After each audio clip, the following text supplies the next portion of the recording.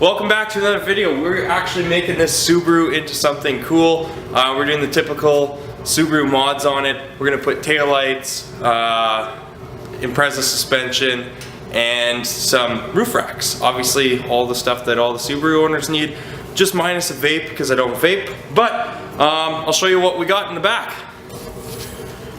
Would you look at that? We got a Subaru starter kit. JDM tails. Obviously I had JDM tails on before, but I'd take them off for the safety.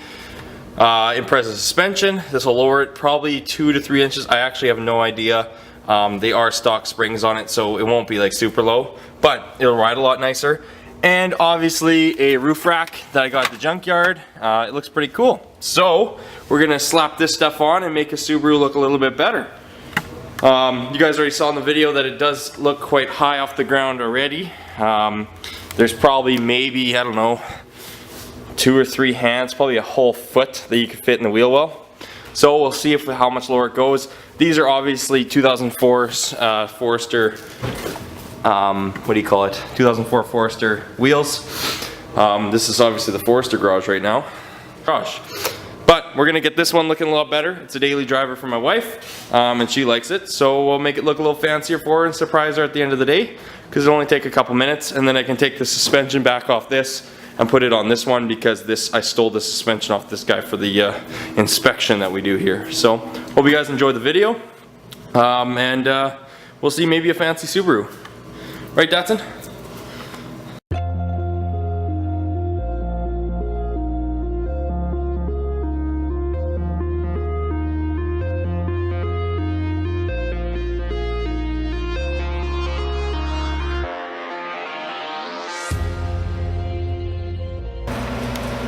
So on the first side here, I'm gonna do both the fronts, and then I will jack up the back and do both the backs. Subarus are pretty easy to take the suspension out. Literally 2, I think 19 mil bolts in the bottom, and then in the engine bay on the top hats there is some 14 mil nuts, and literally the stock suspension will just come out and you bolt in the other one the same way you put it out. Sometimes you'll have to change out the brake booster line and the brake line as well. The mounts for them may be different. If they are, you can obviously zip tie them on or get the proper mounts and weld them on. I think I got the same ones because I have 2002, the struts I'm going to put in are 2002 Bug-Eye or Impreza struts.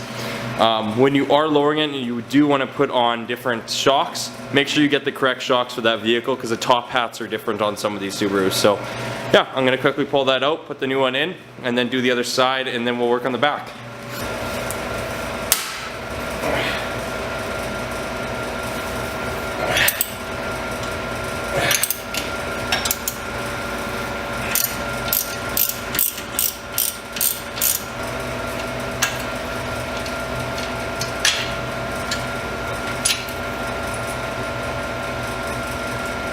Okay, so we pulled out the 2 19 mils. Obviously undo these 2 brackets, I won't really record that.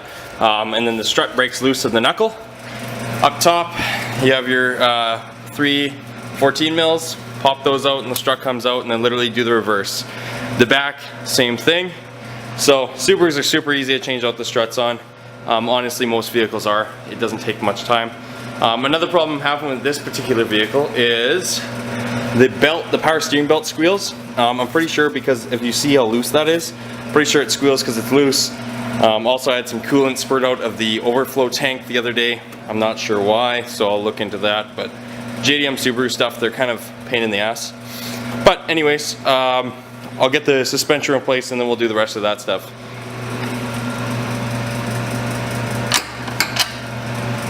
They're not 14, they're 12s.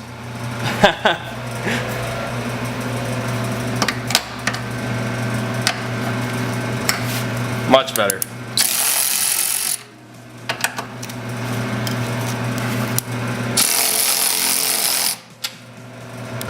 Here's my cameraman, Datsun. You want to hold the camera for a bit? Thanks, bud. Oh, thanks. Aren't you just the greatest?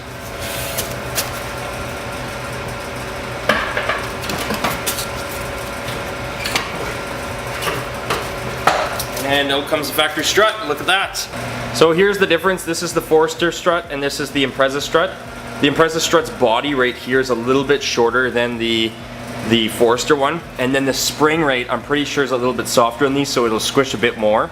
And then obviously that's where you're gonna get your difference. To make them a lot lower, you can obviously put a lowering spring in. I'm gonna avoid that just because this is a winter vehicle.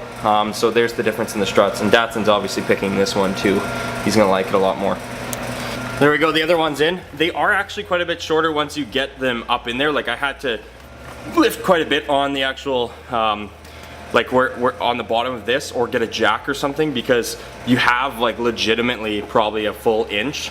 Another thing to note is if you guys do take off your camber bolt, that's the top one here. It's actually a fatter one, and it's cut like kind of when you move it around, it changes the camber of the knuckle.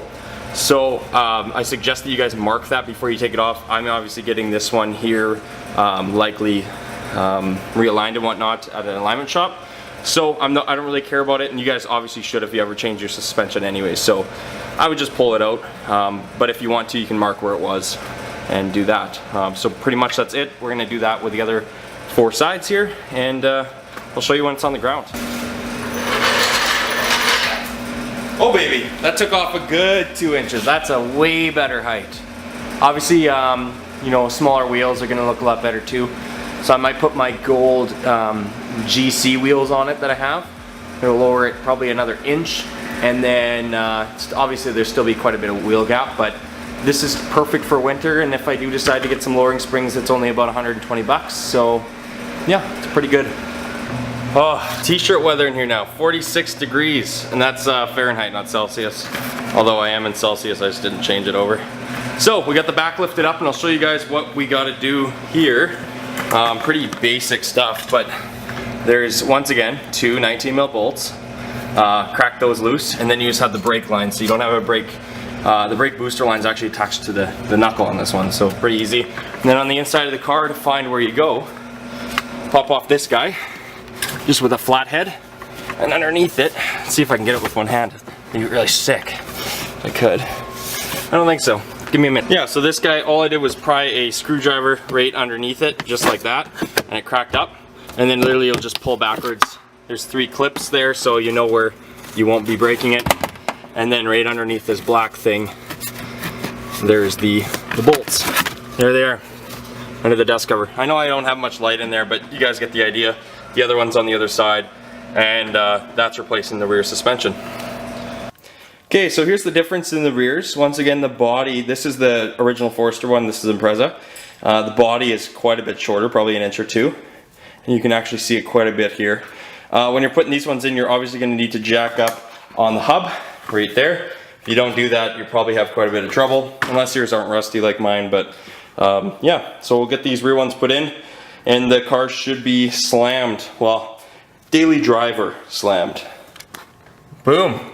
There is the rear, all finished up. So now it's got this decent stance to it. It's definitely daily driver worthy. But I'm gonna put my finger in that wheel well and we can compare what it was like from when we started. So yeah, there was about a whole entire foot in there. Now there's maybe half. Like by foot, I mean like my own foot, obviously not a metric foot or imperial or whatever that is. Yeah, definitely a huge amount difference. And then I'll take the before and after picture outside like I did, and we can take a look at what that looks like. But before that, let's get a roof rack on this bad boy.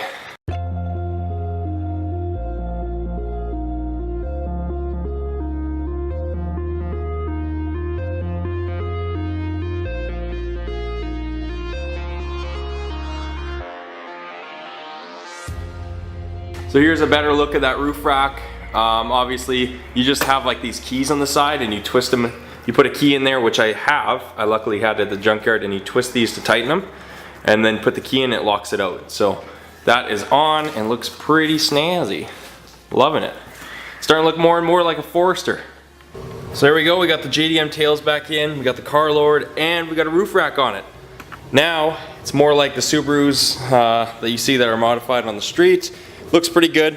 I also did a couple fixes. So on the back, this back hatch actually rattles a bunch. It's a very common issue on Foresters.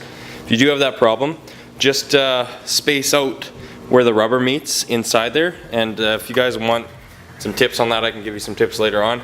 And then I fixed the belt squeal that the car had as well. So yeah, the Forester is good to go and I'm super stoked with it. I hope you guys enjoyed the quick little do-it-yourself, make yourself Forester look good kind of thingy. But yeah, I'm gonna pull the car out, we'll do a after video and then we can do a comparison and see the difference in the car, and you know, adjustments will be made, but this is a good start.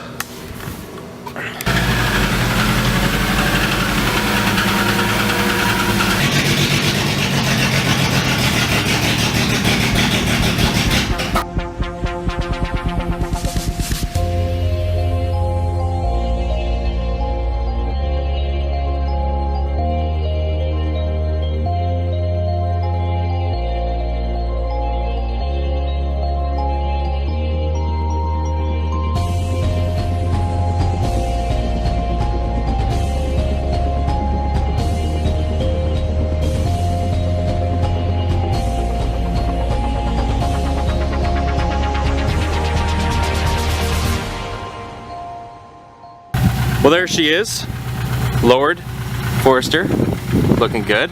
Roof rack and obviously the JDM tails. I'm super happy with how it turned out. It's a good winter beater and she's gonna get us through the winter pretty good. Obviously I'm probably gonna change the wheels out, and if I do, I'll give you an update. But yeah, hope you guys enjoyed the video. Give it a thumbs up. Peace.